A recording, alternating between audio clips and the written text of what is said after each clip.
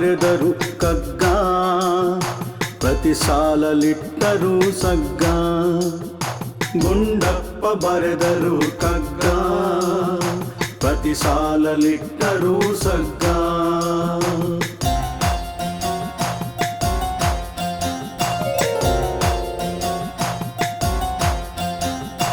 ಕನ್ನಡದ ಕೈಪಿಡಿಯು ಕಗ್ಗ, ಬದುಕಿಗೆ ಪಾಠವಿದು ಕಗ್ಗ. ಕನ್ನಡದ ಕೈಪಿಡಿಯು ಕಗ್ಗ, ಬದುಕಿಗೆ ಪಾಠವಿದು ಕಗ್ಗ. ಮೌಲ್ಯಗಳ ತಿಳಿಸುವುದು ಕಗ್ಗ, ಅರಿತರೆ ಬಾಳೆಲ್ಲ ಸ್ವರ್ಗ. ಗುಂಡಪ್ಪ ಬರೆದರು ಕಗ್ಗ, ಪ್ರತಿ ಸಾಲಲಿಟ್ಟರು ಸಗ್ಗ.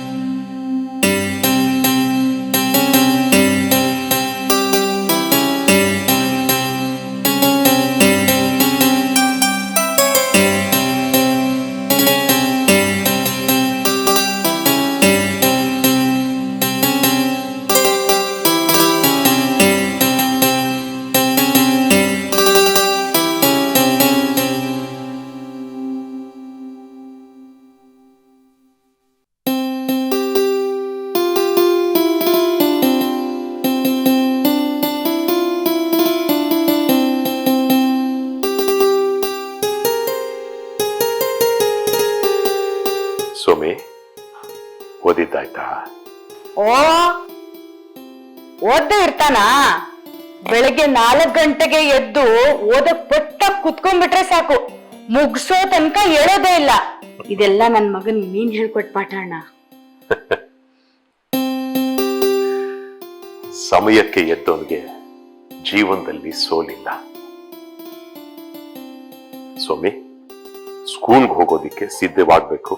ಪುಸ್ತಕಗಳನ್ನೆಲ್ಲ ಸರಿಯಾಗಿ ಜೋಡಿಸ್ಕೊ. ಆಯ್ತು ಮಾಮ.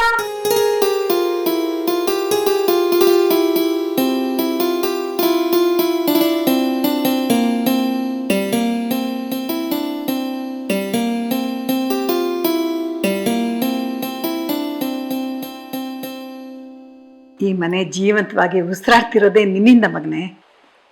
ಇಲ್ಲಮ್ಮ, ಎಲ್ಲವೂ ನಿನ್ನ ಆಶೀರ್ವಾದದಿಂದ ನಡೀತಾ ಇದೆ.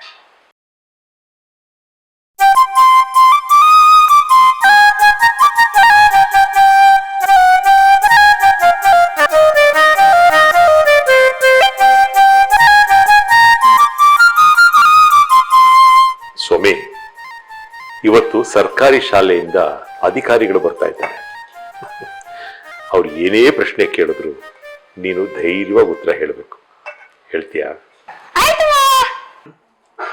ಇವನು ನಿಮ್ ಗರಡಿಲ್ ಬೆಳೆದವನು, ನಿಮ್ ನೆರಳಲ್ಲಿ ಬೆಳೆದವನು. ತಪ್ಪು ಉತ್ತರ ಕೊಡಕ್ಕೆ ಸಾಧ್ಯನೇ ಇಲ್ಲ. ಹೌದಣ್ಣ, ನಿಮ್ಮಿಬ್ಬರದು ಯಾವ ಜನ್ಮದ ಋಣಾನು ಬಂದಾನೋ ಏನೋ. ಈ ಜನ್ಮದಲ್ಲಿ ನೀನ್ ಇವನ್ಗೆ ತಂದೆ, ತಾಯಿ, ಗುರು ಎಲ್ಲಾನು ಆಗೋಗಿದ್ಯಾ. ಇನ್ ಇವನ್ಗು ನೀನು ಅಂದ್ರೆ ಪಂಚಪ್ರಾಣ. ನೀನ್ ಹಾಕಿದ ಗೆರೆನ ದಾಟ್ಸಕ್ಕೆ ಆ ದೇವ್ರಿಂದನೂ ಸಾಧ್ಯ ಇಲ್ಲ. ನಮ್ ಸೋಮಿಗೆ ಶ್ರದ್ಧೆ ಇದೆ, ಭಕ್ತಿ ಇದೆ, ಕಲಿಬೇಕು ಅನ್ನೋ ಆಸಕ್ತಿ ಇದೆ. ಎಲ್ಲಕ್ಕಿಂತ ಹೆಚ್ಚಾಗಿ ಆಸಕ್ತಿ ಇರೋರ್ಗೆ ದೇವರ ಕೈ ಸದಾ ಯಾವಾಗ್ಲೂ ಮೇಲೇ ಇರುತ್ತೆ. ನಿಜ ಹೇಳ್ತೀನಿ, ಇವನು ಬಹಳ ದೊಡ್ಡ ಸಂಸ್ಕಾರವಂತನಾಗಿ ಬೆಳೀತಾನೆ, ಅಲ್ವೇನೋ?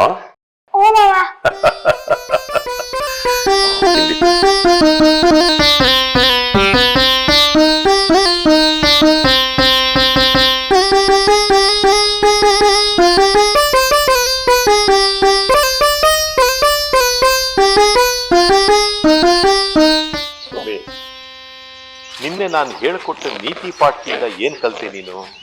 ದೇವ್ರು ನಾವು ತಗೊಂಡಿದ್ದ ದೇವ್ರು ಲೆಕ್ಕ ಹಾಕಲ್ಲ, ನಾವು ಕೊಟ್ಟಿದ್ನ ದೇವ್ರು ಲೆಕ್ಕ ಹಾಕ್ತಾನೆ.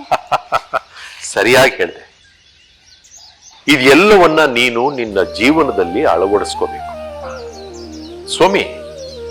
ಜೀವನ ಅನ್ನೋದು ಒಂದು ಸುದೀರ್ಘವಾದ ಹಾದಿ ಇದ್ದ ಹಾಗೆ. ಆ ಹಾದಿಯಲ್ಲಿ ನಾವು ಸಂಗ್ರಹಿಸಬೇಕಾಗಿರೋದು ಹಣ, ಸಂಪತ್ತು, ಐಶ್ವರ್ಯ ಇದ್ಯಾವುದೂ ಅಲ್ಲ, ಸಂಸ್ಕಾರ. ಸಂಸ್ಕಾರವನ್ನ ನಾವು ಸಂಗ್ರಹಿಸಿಟ್ಕೋಬೇಕು. ಯಾರನ್ನೋ ಮೆಚ್ಚಿಸ್ಬೇಕು ಅಂತ ನೀನು ಬದುಕಬೇಡ.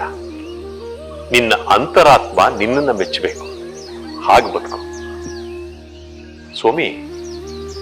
ಬದುಕಿನಲ್ಲಿ ದೊಡ್ಡ ವ್ಯಕ್ತಿ ಆಗಬೇಕಾದ್ರೆ ಒಂದು ವಿಚಾರನ ನೀನ್ ಚೆನ್ನಾಗಿ ನೆನಪಿಟ್ಕೋಬೇಕು. ಏನು ಅದು? ನಾವು ಯಾರಿಗೋಸ್ಕರ ಓದ್ತೀವಿ ಅನ್ನೋದಕ್ಕಿಂತ ಮುಂದೆ ನಾವು ಬದುಕಿನಲ್ಲಿ ಏನ್ ಆಗಬೇಕು ಅನ್ನೋದನ್ನ ಗಮನದಲ್ಲಿ ಇಟ್ಕೊಂಡು ವಿದ್ಯಾಭ್ಯಾಸವನ್ನ ಮಾಡಬೇಕು. ನಾನು ದೊಡ್ಡ ಮೇಲೆ ನಿಮ್ ತರ ಗುರು ಆಗ್ಬೋದಾ?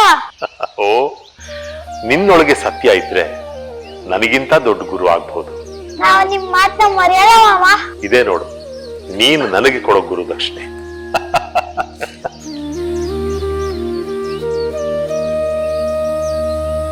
ಹೋಗೋಣ ಹೋಗೋಣ.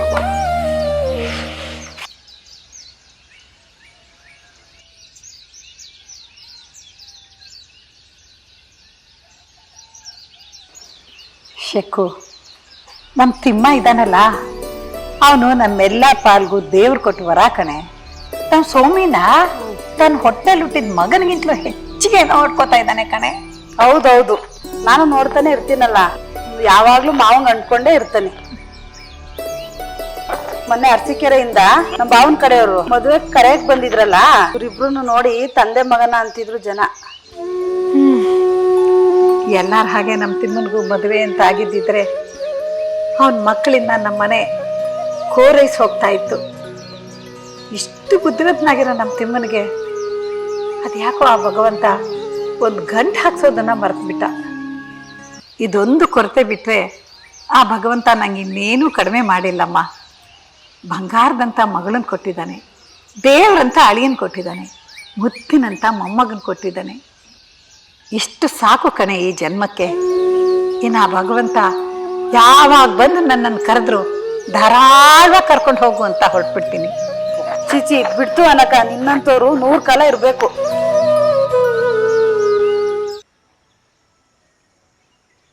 ಸ್ವಾಮಿ, ಈಗ ನೀನು ನಿನ್ನ ಮನಸ್ಸಿನಲ್ಲಿ ಬಿತ್ತೋ ಬೀಜ ಮುಂದೆ ಹೆಮ್ಮರವಾಗಿ ಬೆಳೆದು ಖಂಡಿತವಾಗ್ಲೂ ನಿನಗೆ ನೆರಳು ಕೊಡುತ್ತೆ.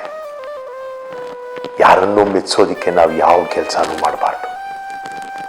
ನಾವು ಮಾಡೋ ಪ್ರತಿ ಕೆಲಸದಲ್ಲೂ ಶ್ರದ್ಧೆ, ಭಕ್ತಿ, ಏಕಾಗ್ರತೆ ಇವೆಲ್ಲವನ್ನ ಇಟ್ಕೋಬೇಕು. ಬೆಳಿಗ್ಗೆ ಎದ್ದಾಗಿಂದ ರಾತ್ರಿ ಮಲಗೋವರೆಗೂ ಸಮಯ ಪಾಲನೆ ಬಹಳ ಮುಖ್ಯ.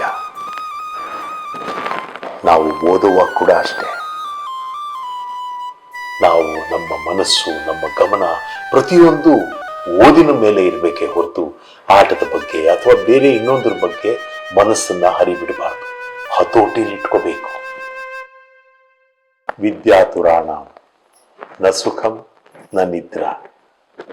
ಅರ್ಥವಾಯ್ತಾ ಮಗು? ನಿಮ್ಮ ಮಾತು ನನಗೆ ದೇವರ ಮಾತಿದ್ದಂಗೆ. ದೇವರ ಮಾತಲ್ಲ, ಜೀವನದ ಸತ್ಯ.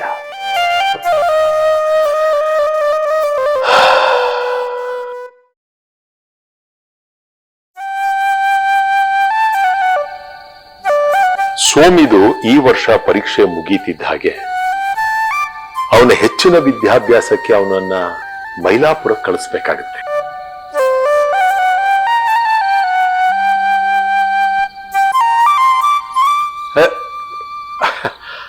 ಅಯ್ಯೋ ಭಗವಂತ, ಗಂಡ ಹೆಂಡತಿ ಇಬ್ರು ಯಾಕೆ ಇಷ್ಟೊಂದು ಗಾಬರಿ ಆಗಿದ್ದೀರಿ? ಅವನು ಹೋಗ್ತಿರೋದು ಹೆಚ್ಚಿನ ವಿದ್ಯಾಭ್ಯಾಸಕ್ಕೆ ಹೊರತು ಶಾಶ್ವತವಾಗಿ ನಿಮ್ಮನ್ನ ಮನೇನ ಬಿಟ್ಟು ಹೋಗ್ತಾ ಇಲ್ಲ. ಅಲ್ಲಿ ಅವನೊಬ್ನೇ ಇರ್ಬೇಕಾ ಅಣ್ಣ? ಓಹೋ, ನೀನಾಗ್ಲೇ ಒಪ್ಕೊಂಡ್ಬಿಟ್ಯಾ? ನನ್ಗಂತೂ ಸುತರಾಮ್ ಇಷ್ಟ ಇಲ್ಲ. ಇರೋನೊಬ್ಬ, ಅವನನ್ನು ಕಳಿಸಿ ನಾವೇನ್ ಮಾಡೋದು? ಅವನನ್ನು ದೂರ ಮಾಡ್ಕೊಂಡ್ರೆ ನನಗೆ ತುಂಬಾ ಕಷ್ಟ ಆಗುತ್ತೆ. ನನ್ಗೇನ್ ಕಷ್ಟ ಆಗಲ್ಲ ಅನ್ಕೊಂಡಿರೇನು? ಅವನು ಬೇರೆ ಎಲ್ಲೂ ಹೋಗದೆ ಇಲ್ಲೇ ಇದ್ರೆ ಅವನ ಭವಿಷ್ಯ ಕುಂಠಿತವಾಗತ್ತೆ. ಅವನು ಭವಿಷ್ಯ ಉಜ್ವಲವಾಗಿರ್ಬೇಕು, ಚೆನ್ನಾಗಿ ಅವನ ಭವಿಷ್ಯವನ್ನ ಅವನು ರೂಪಿಸ್ಕೊಳ್ಳೋ ಹಾಗಾಗ್ಬೇಕು ಅಂದ್ರೆ ಅವನು ಮನೆ ಬಿಟ್ಟು ಹೊರಗೆ ಬರಬೇಕು, ಜನಗಳ ಸಂಪರ್ಕ ಪಡಿಬೇಕು, ಜನಗಳ ಜೊತೆ ಬೆರಿಬೇಕು, ರೀತಿ ರಿವಾಜುಗಳನ್ನ ಅರ್ಥ ಮಾಡ್ಕೋಬೇಕು. ನೀವಿಬ್ರು ಗಂಡ ಹೆಂಡತಿ ಏನೂ ಯೋಚನೆ ಮಾಡಬೇಡಿ. ಇವನು ಯಾವ ಊರಿಗೆ ಹೋಗ್ತಿದ್ದಾನೆ ಅಲ್ಲಿ ಒಂದು ಹಾಸ್ಟೆಲ್ ಇದೆ. ಆ ಹಾಸ್ಟೆಲಿನ ವಾರ್ಡನ್ನು ನನಗೆ ಬಹಳ ಬೇಕಾದವರು, ನನ್ನ ತುಂಬಾ ಆತ್ಮೀಯ ಮಿತ್ರರು. ಅವ್ರ ಹತ್ರ ನಾನು ಎಲ್ಲ ವಿಚಾರವನ್ನ ಹೇಳಿದ್ದೀನಿ. ಇವನು ಏನೇನು ಬೇಕೋ ಎಲ್ಲ ವ್ಯವಸ್ಥೆನೂ ಅವರಲ್ಲಿ ಮಾಡಿಕೊಡ್ತಾರೆ. ಆದ್ರೆ ಇವನೊಬ್ಬನೇ ಇರ್ತಾನೆ, ಹೇಗಪ್ಪ ಇರ್ತಾನೆ ಅನ್ನೋದನ್ನ ಯೋಚನೆ ಮಾಡಬೇಡಿ. ಅದು ಒಂದು ಹಾಸ್ಟೆಲ್ ಅಂದ ಮೇಲೆ ಇವನ ವಯಸ್ಸಿನ ಹುಡುಗರು ಬೇಕಾದಷ್ಟು ಜನ ಇರ್ತಾರೆ. ಆದ್ರೆ ಒಂದು ಎಚ್ಚರಿಕೆ ಸೋಮಿ ವಹಿಸ್ಬೇಕಾಗಿರೋದು ಏನು ಅಂದ್ರೆ, ಇವನಾಯ್ತು ಇವನು ಓದಾಯ್ತು ಅನ್ನೋ ತರ ಇರ್ಬೇಕು. ಅವ್ನ್ ನಿನ್ ಬಿಟ್ಟು ಎಲ್ಲೂ ಹೋಗಲ್ಲ, ಯಾವ ಸ್ಕೂಲು ಬೇಡ ಹಾಸ್ಟೆಲ್ ಬೇಡ ಅಂತ ಹಠ ಮಾಡ್ತಿದ್ದಾನೆ. ಚಿಕ್ಕ ವಯಸ್ಸಮ್ಮ, ಹಠ ಮಾಡುತ್ತೆ. ಆದ್ರೆ ನಾಳೆ ಚೆನ್ನಾಗಿ ಓದಿ ಒಳ್ಳೆ ಹುದ್ದೆಗೆ ಹೋದ್ರೆ ಎಲ್ಲ ಸರಿ ಹೋಗುತ್ತೆ ಅಲ್ವಾ? ಗುಂಡಪ್ಪ ಬರೆದರು ಕಗ್ಗ, ಪ್ರತಿ ಸಾಲಲಿಟ್ಟರು ಸಗ್ಗ.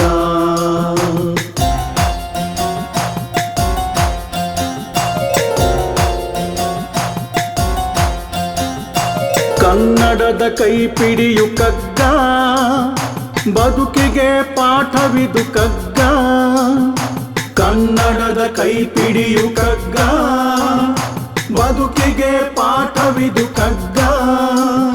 ಮೌಲ್ಯಗಳ ತಿಳಿಸುವುದು ಕಗ್ಗ, ಅರಿತರೆ ಬಾಳೆಲ್ಲ ಸ್ವರ್ಗ. ಗುಂಡಪ್ಪ ಬರೆದರು ಕಗ್ಗ, ಪ್ರತಿ ಸಾಲಲಿಟ್ಟರು ಸಗ್ಗ.